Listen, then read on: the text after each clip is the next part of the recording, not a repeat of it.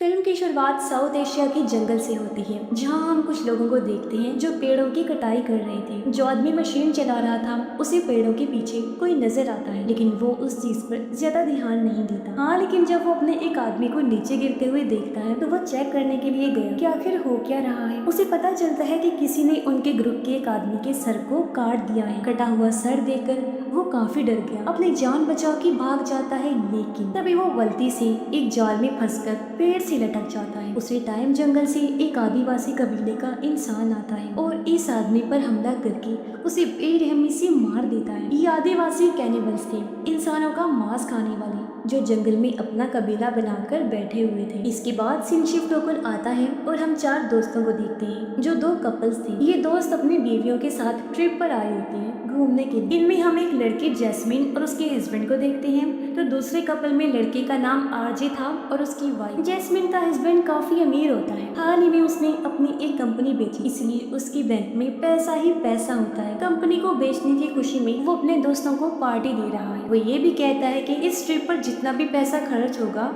वो सब मेरी तरफ से होगा। अब अगले दिन सभी लोग पूरी तैयारी के साथ जंगल में घूमने के लिए जाने वाले होते हैं। इन सब को लेने के लिए यहाँ पर एक गाइड आता है जो इन्हें जंगल के अंदर ले जाकर हर जगह घुमाएगा। इन लोगों ने जंगल के अंदर कश्ती के जरिए जाना था, इसलिए गाइड सबसे पहले इन सबको कश्ती चलाना सिखाता है। कुछ देर बाद गाइड इनसे कहता है कि अगर तुम सब लोग इस सफर को यादगार बनाना चाहते हो तो मुझे तुम सबसे 2 दिन का वक्त चाहिए। मैं तुम्हें जंगल के अंदर पूरे 2 दिन तक घुमाता रहूंगा और सब कुछ दिखाऊंगा। जिस बात पर सब दोस्त कहते हैं कि ठीक है, हमें कोई मसला नहीं है, वैसे भी हम यहाँ घूमने के लिए ही तो आए हैं। इसके बाद गाइड इन सब से फोन ले लेता है क्योंकि वो चाहता है कि सब लोग सफर का मजा ले, जंगल की सैर करें, ना कि यहाँ फोन चलाकर इंजॉयमेंट को मिस करें। अब सब लोग अपना फोन जमा करवा देते हैं, लेकिन आरजे अपना फोन नहीं देता। उसका फोन अभी भी उसके पास ही था और अब ये लोग कश्ती में बैठते हैं और जंगल की तरफ आगे जाने लगते हैं। गाइड इनको बताता है कि जंगल में कुछ ऐसी चीजें भी हैं जिनसे हम दूर ही रहें तो हमारे लिए बेहतर होगा। तुम लोगों ने शायद सुना होगा कि जंगल में पहले कैनिबल आदिवासी रहा करते, लेकिन सच तो ये है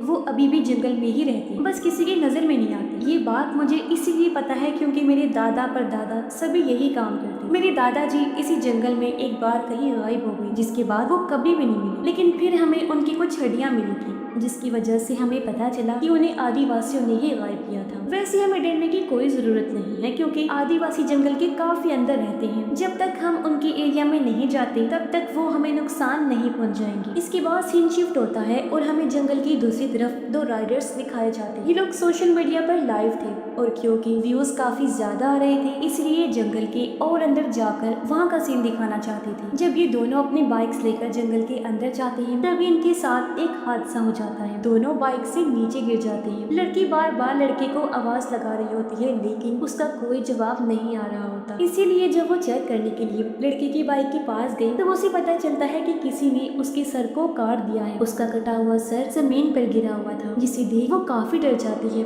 बुरी तरह चिल्लाने लगी, अपनी जान बचाकर जंगल की तरफ भागने लगती है। वो एक बड़ी सी केव इन गार के पास आ जाती है। उसे लगा कि यहाँ कोई मदद मिल जाएगी, मगर यहाँ कोई नहीं होता। तभी हम उस लड़की के पीछे एक आदिवासी को देखते हैं। अब लड़की ने जब पीछे मुड़कर देखा तो वो गायब हो चुका था। तभी वहाँ पर कोई आ जाता है जो हेलमेट को अंदर फेंकता है और ये हेलमेट उसके दोस्त का ही था। अब ये लोग और कोई नहीं बल्कि आदिवासी ही थे, जिनके हाथों में हथियार भी थे और अब यहाँ वो उस लड़की को भी जान से मार देते हैं। उधर जंगल में वो लोग अपने सोने का इंतजाम कर रहे थे क्योंकि 2 दिन तक यही रुकने वाले। रात के वक्त जब गाइड और आरजे की वाइफ दोनों एक साथ बैठे हुए थे तो गाइड उसे जंगल के बारे में बातें बताता है। कहता है कि आज तक जितने भी लोग जंगल काटने आए हैं वो कभी जिंदा वापस नहीं गए, क्योंकि यहाँ रहने वाले आदिवासी अपने जंगल को बचाना चाहते हैं। कुछ दिन पहले भी कुछ लोग पेड़ काटने आए थे, लेकिन वो भी जंगल से गायब हो गए। ये दरअसल वही सीन है जिसे हमने शुरुआत में देखा।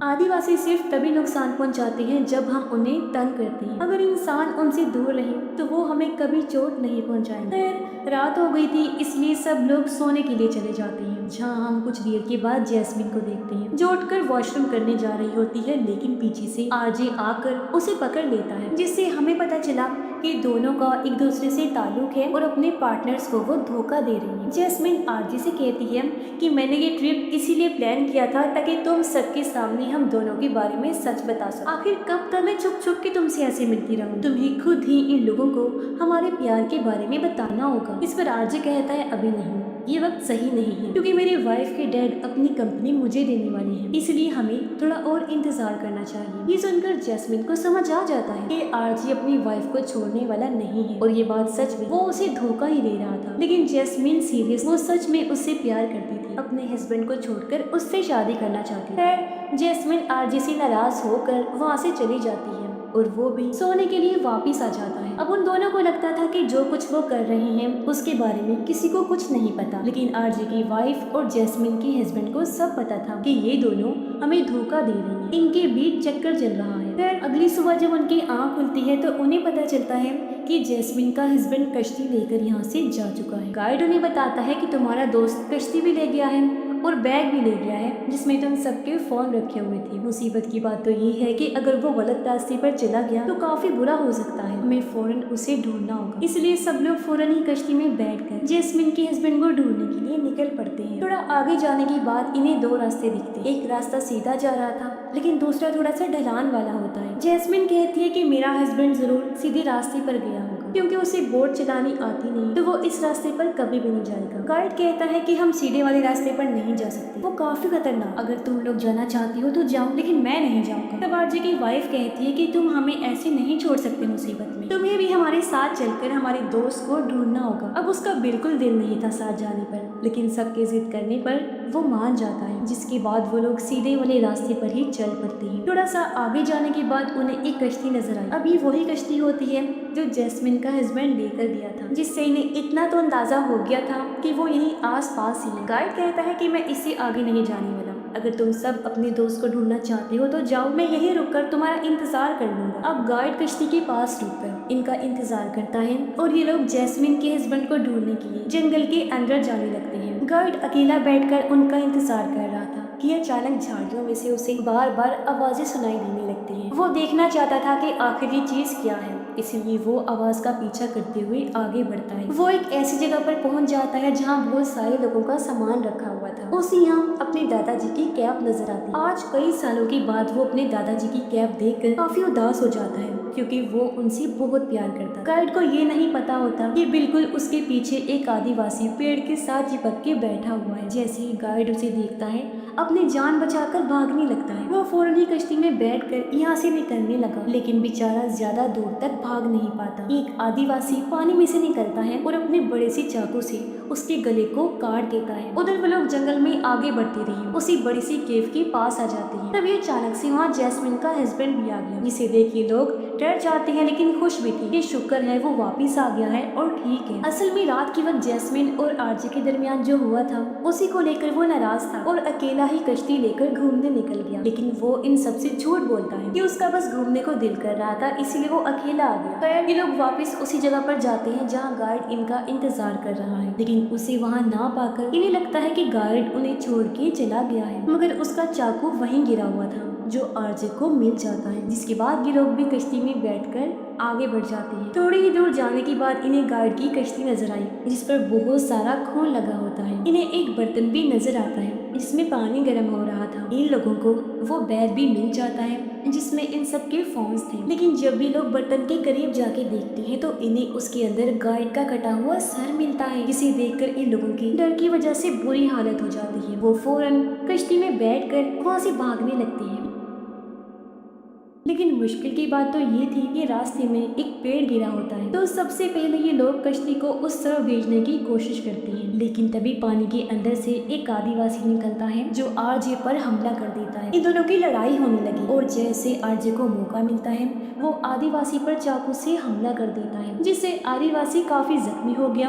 वो पानी में जा गिरा और उसकी मौत हो जाती है। इस बीच इनकी कश्ती भी पानी में तैरती हुई काफी आगे निकल जाती है, यानी इनके पास अब कश्ती नहीं थी, इसलिए आगे का सफर इन्हें पैदल ही तय करना पड़ता है। ये लोग जंगल के काफी अंदर होते हैं, इसलिए बाहर निकलना मुश्किल हो रहा था। रात भी काफी हो गई थी, तो ये कल ही आगे बढ़ सकते थे। तो ये लोग इधर ही रुकने का फैसला करते हैं और नारियल पानी पीकर अपना पेट भरते हैं। कुछ टाइम बाद सब लोग तो सो जाते हैं, लेकिन आरजे को नींद नहीं आ रही। उसे मच्छर काट रही होती है। मच्छरों से बचने के लिए वो कीचड़ में जाकर उसे अपने जिस्म पर लगा लेता है और वहीं पर सो जाता है। कुछ देर बाद हम एक आदिवासी को देखते हैं जो इनके काफी करीब आ चुका था। आरजे जब उसे देखता है तो वो धीरे से उठा और पीछे से उस पे हमला कर देता है, लेकिन ठीक तभी आदिवासी उसके सर पर मारता है, जिससे आरजे बेहोश हो जाता है। उसी वक्त जैस्मिन का हस्बैंड भी आया, आदिवासी पर हमला कर देता है, लेकिन उल्टा आदिवासी उस पर भारी पड़ के उसे पेट में लगा। आरजे को जब होश आया तो वो कुछ आदिवासियों को देखता है जो जैस्मिन के हस्बैंड को रस्सी से बांधकर घसीट कर ले जा रही होती है। फिर आदिवासियों के वहाँ से जाने के बाद आरजे उसके पास आकर कहता है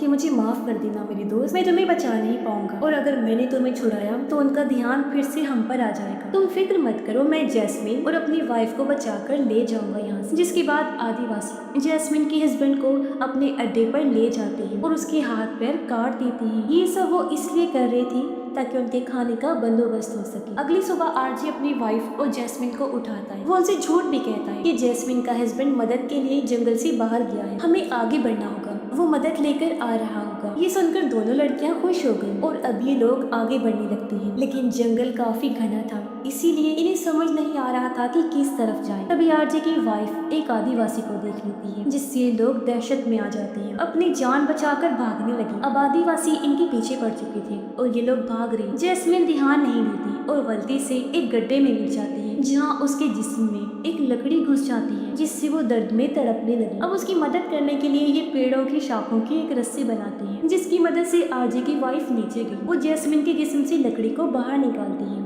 और उसे लेकर वापिस से ऊपर आ जाती है। जैस्मिन लकड़ी लगने से बुरी तरह जख्मी हो गई, साथ ही उसे दर्द भी बर्दाश्त नहीं हो रहा था। इसके बाद ये लोग पानी के रास्ते से आगे बढ़ते हैं और इन्हें एक कश्ती नजर आती है। उस कश्ती की मदद से इनका काम आसान हो गया था, क्योंकि अब इन्हें पानी में चलना नहीं पड़ेगा। ये लोग आराम से उसमें बैठ के आगे बढ़ने लगते हैं, लेकिन आरजे को एहसास हुआ कि आदिवासी उनका पीछा कर रहे हैं, इसीलिए वो पानी से बाहर निकलकर जंगल की तरफ चला जाता है। वो अपना फोन निकालकर एक वीडियो बनाता है और उसे आवाज के साथ चलाकर एक पेड़ पर रख देता है। उसी वक्त हम एक आदिवासी को देखते हैं जो उस आवाज को सुनकर वहाँ आ जाता है, मगर अचानक आरजे पीछे से आकर उस पर हमला कर देता है, लेकिन हमला करने का कोई फायदा नहीं हुआ, क्योंकि वो बुरी तरह आरजे को पेटने लगता है। आरजे काफी जख्मी हो जाता है, जिसके बाद वो आदिवासी उसके गले को पेड़ की टहनियों से बांधकर लटका देता है। जिसके बाद वो आरजे की वाइफ और जैस्मिन पर हमला करने के लिए जाता है। वो दोनों कश्ती में आराम से सोई हुई थी, इसीलिए उन्हें कुछ भी नहीं पता होता। गार्ड का चाकू अभी भी पेड़ में लगा होता है। आरजे